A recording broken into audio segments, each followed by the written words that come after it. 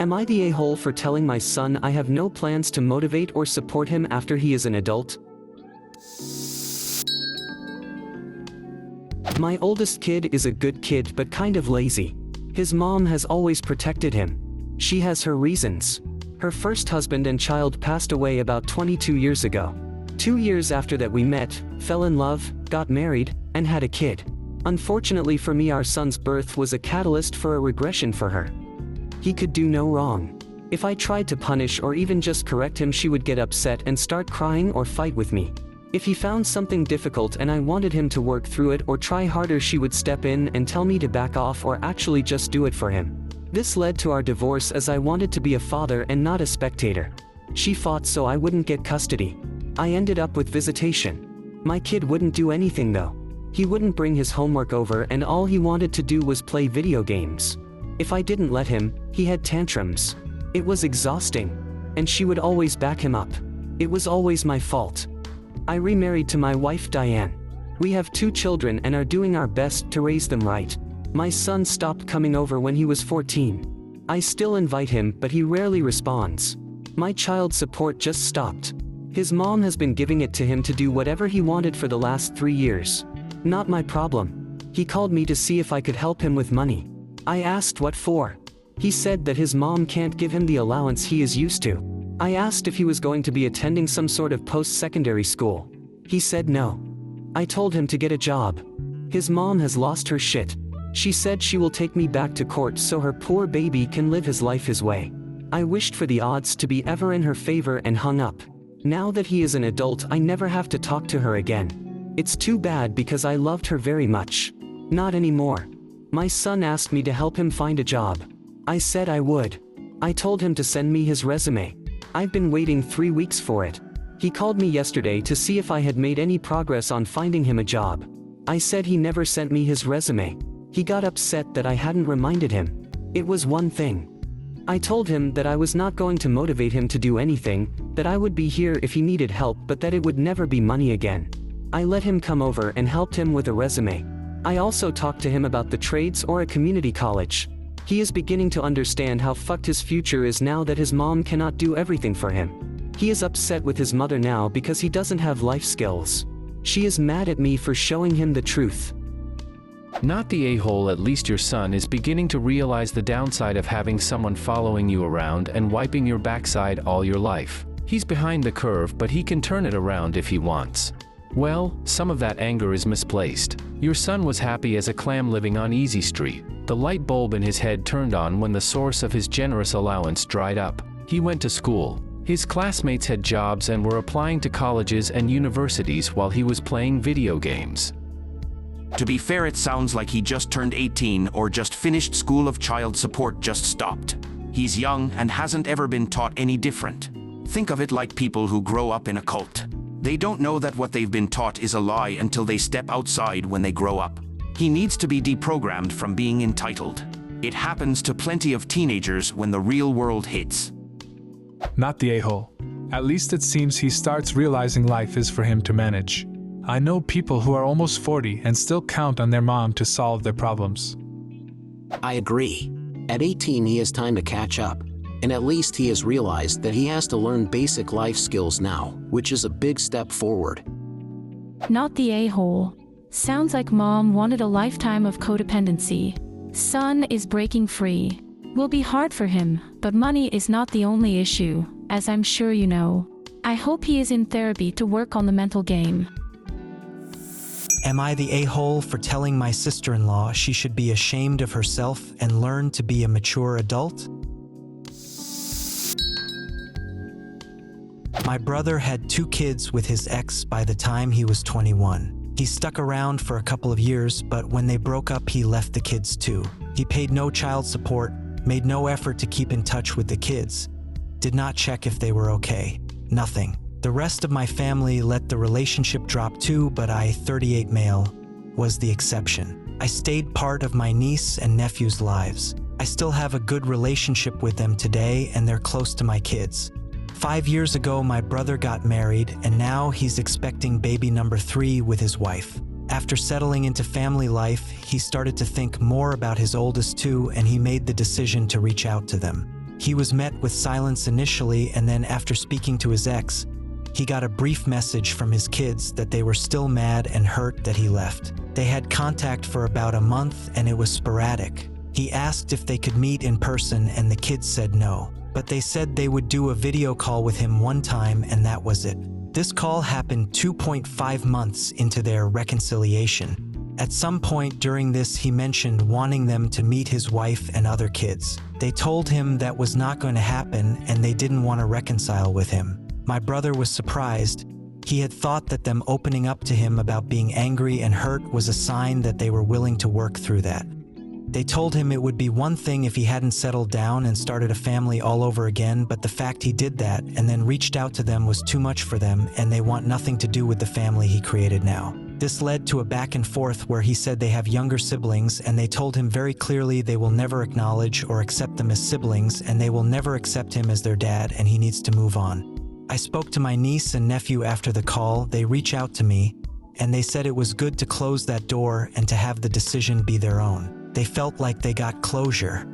My brother wasn't prepared for the outcome and his wife is furious that my niece and nephew rejected them for existing. She started bad-mouthing the kids at my parents' house in front of all of us. My brother told her to stop, but she told him they should be ashamed of themselves for reacting like spoiled brats who don't get their way and punishing innocent children when they're supposed to be grown adults now. I told sister-in-law she should be ashamed of herself for talking like that about the kids my brother abandoned and didn't give a second thought to until he had settled down with her and their kids. I told her she should learn to be a mature adult and accept that his actions had consequences, and this is one of them. Cue her being offended and saying I have no right to speak to her that way, and some of my family telling me I should have said nothing. Am I the a-hole?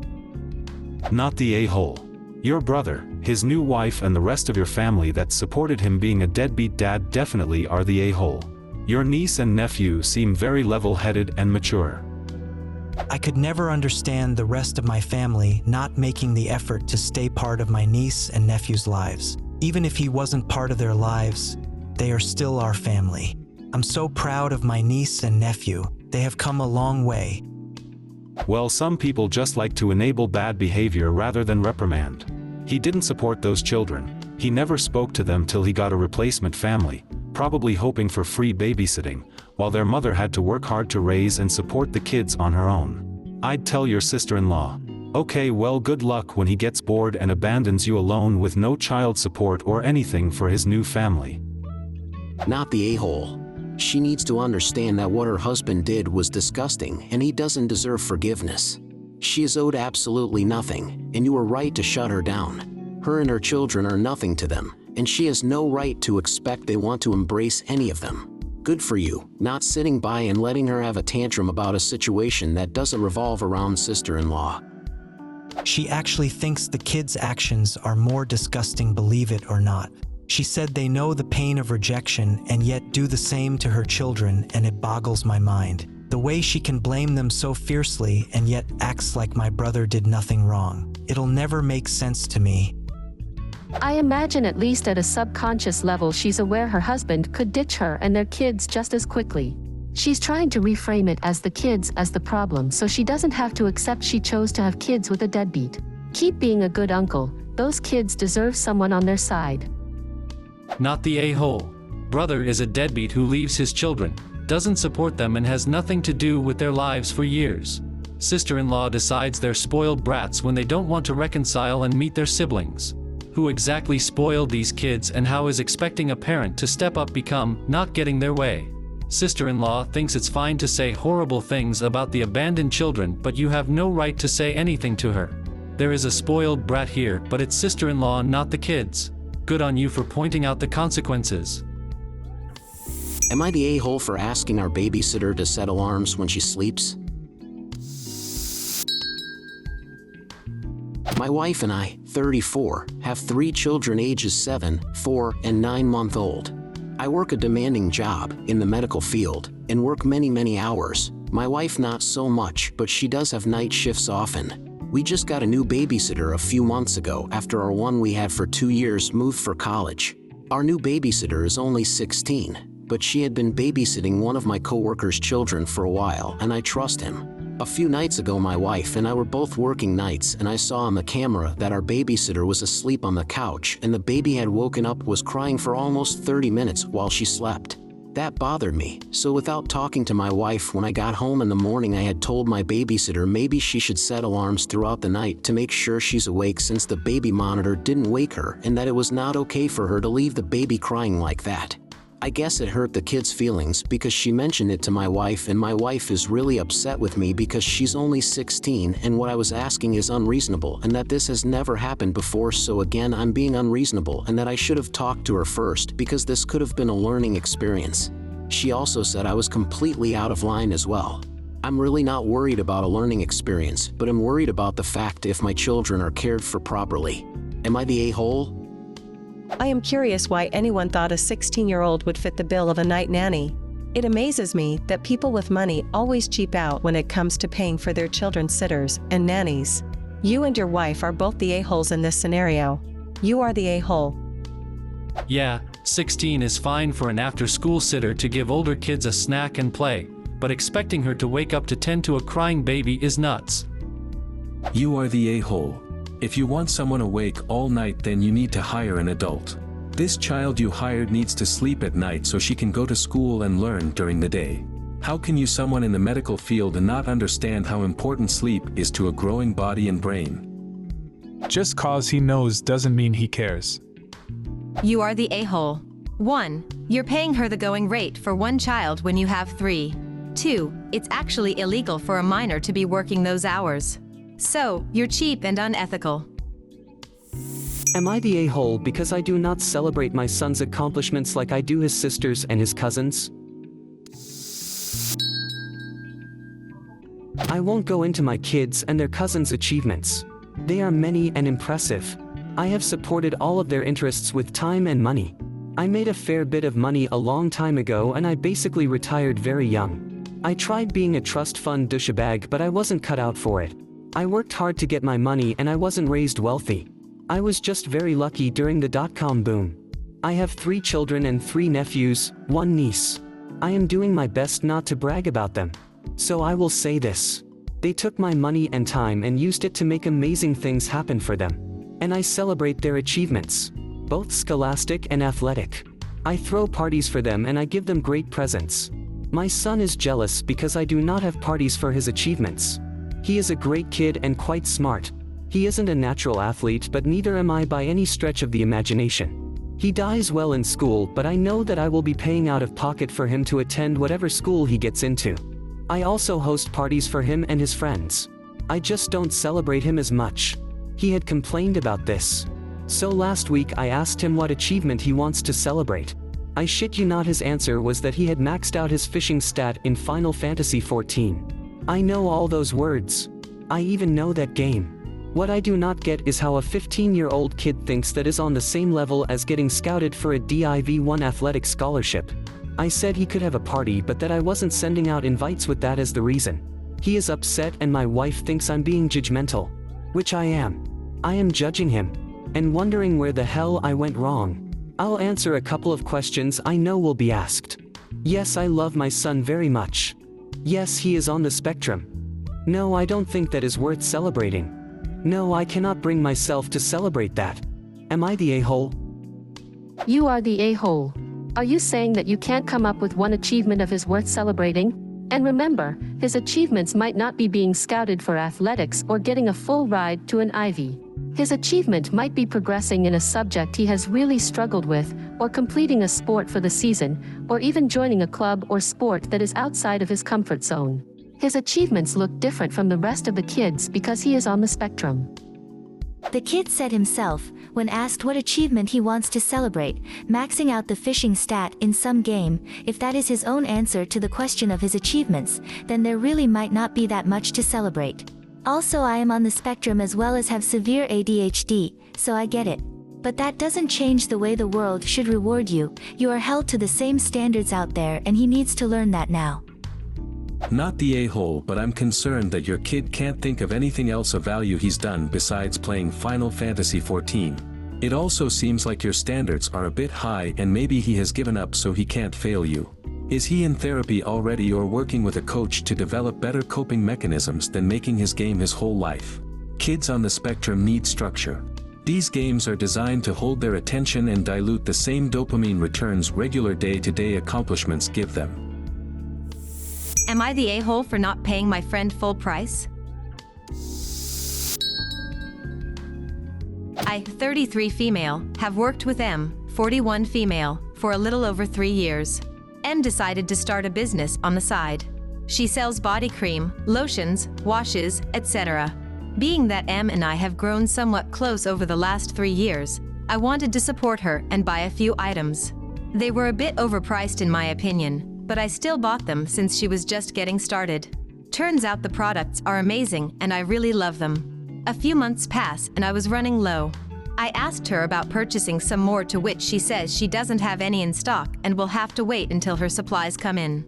I asked for a guesstimation on time so I know when to ask again. She doesn't have one. A few weeks pass and I ask again. Same story, she doesn't have any, supplier etc. At that point I stop asking.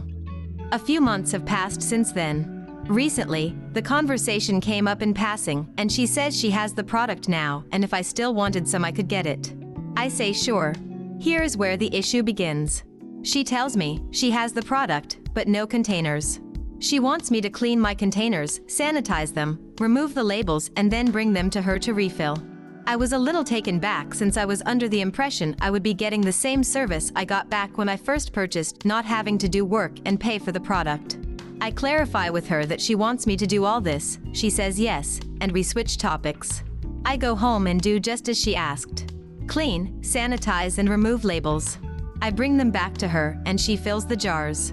She asks about payment and I cash app it to her. But I don't send her the full payment since she had me doing most of the work.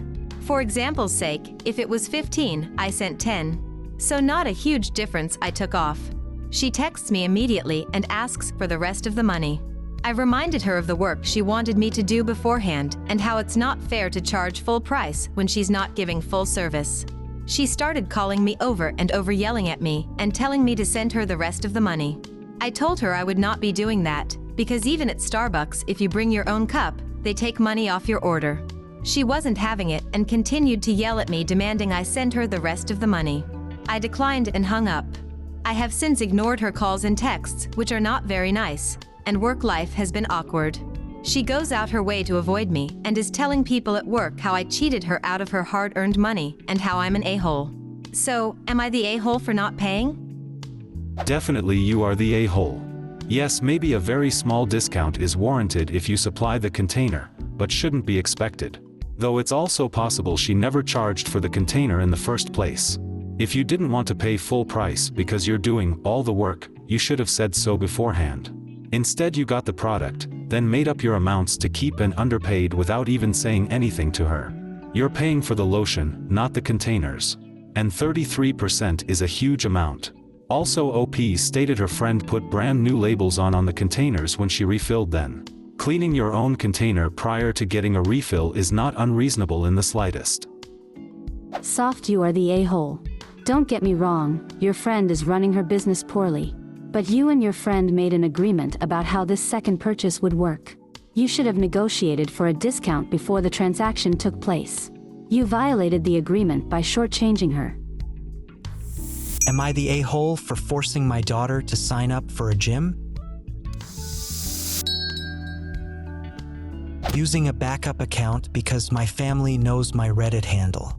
I, male 45, am signing up my daughter, female 16, for a gym membership. I'll say, she's definitely been more on the chubby side for all of her life. When she was around 11, I started talking about her health with her, telling her she was considered obese and she should start watching her eating habits. This was after she tried getting 4 pizzas to eat before dinner. Luckily, I haven't seen her doing it again. But after that, I tried getting her into a workout routine. I bought a mat for the both of us and we would work out in the living room. She seemed to always hate it. We used to get Subway and take a walk in the park and I explained to her about eating and her health. I want her to be healthy. She's my daughter. Anyways, we got out of that habit and now I've been really thinking about it. I've never gotten my daughter into sports, and it's one of my biggest regrets. She does walk to school every day and does marching band, but I feel like she should train more, go to the gym, and work on her body. We did that once at our old apartment that had a gym. She walked on a treadmill for 20 minutes, and we took turns watching each other lift weights. We did some wall exercises too. I just feel like she should be doing more than walking and marching band. I know her marching band does a lot though. 6 to 9 p.m. marching rehearsals on the field in winter for her field show, and 5 to 7:30 for her spring parades. She even does summer band from 5 to 7:30 too. I'm proud of her for that, but I feel like she needs to do more. She does not agree with this as she thinks she does enough. She's still young and doesn't have major health issues yet. I just want to prevent them. Am I the a-hole? You are the a-hole, especially using a throwaway as you know what you're saying is awful. You seem obsessed and unreasonable. You aren't serving concern at all. Your poor kid has been criticized for 5 years. What a toxic person you are. I notice you used the word chubby etc. yet no evidence identify your daughter's weight and height, so it's all hearsay to be honest. You seem like a complete a-hole to be honest. I feel so sorry for your daughter. What does her mom say? My daughter is 5 feet 4 inches and 220 pounds. You are the a-hole. You're forcing her into an exercise regimen without consulting any medical professional to see if she actually needs to work on her body. You've been criticizing her body since she was 11. Who the hell tells an 11-year-old they are obese? You're upset that you didn't get her into sports regardless of what her interests are. Now you've decided that walking to school and marching band isn't enough exercise for a 16-year-old who is still growing, at an age where body image is a big deal. Just come out and say you're ashamed of your daughter for not being what you think is the ideal body image. You aren't going to prevent health issues. You are going to give your daughter an eating disorder and make her hate doing any exercise. Okay, but she's 5 feet 4 inches and 220 pounds. That's overweight. I'll admit she doesn't exactly look that overweight, but she's gotten on the scale recently. She should lose weight, it's only healthy. God, if I grew up with someone telling me this every day though, I'd probably walk into the woods and never come back. Hours and hours of physical activity, but it's never enough. What a shitty life. You're her parent, though.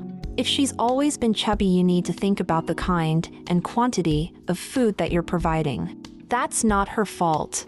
Her weight is high, but she's really young, so any sort of intentional weight loss should be done with a pediatrician and dietitian, not a parent who doesn't even see their own responsibility. This daughter is already incredibly active, and anyone who has successfully monitored their weight will tell you it's more about food than going to the gym. It sounds like Dad tried to serve healthy food for a bit, then failed, and decided Subway was health food. Don't single out your daughter for needing to lose weight, just eat better as a family. The weight might come off, it might not, but it doesn't sound like Dad knows a lot about nutrition. She does functionally a year-round sport with 3 hours activity day and walks to school? You are the a-hole. She's more active than most Americans. Some people's body are just bigger. Just be supportive, you asshat. What you want, an overweight daughter or one with an eating disorder who hates you. 'Cause you seem to be acting like the second one. I'm gonna go against the grain here and say not the a-hole. You said her weight and height in a comment which is objectively obese. If she was like 150 and you thought she should be like 120, I'd say you are the a-hole. So this clearly isn't a vanity thing, you're genuinely worried about her health and trying to help. From what I gather as well, you haven't used derogatory terms or shamed her in that sense, you've just tried to talk about it in the sense of health. What do you think of these stories? Leave a comment and subscribe to the channel to see more interesting videos.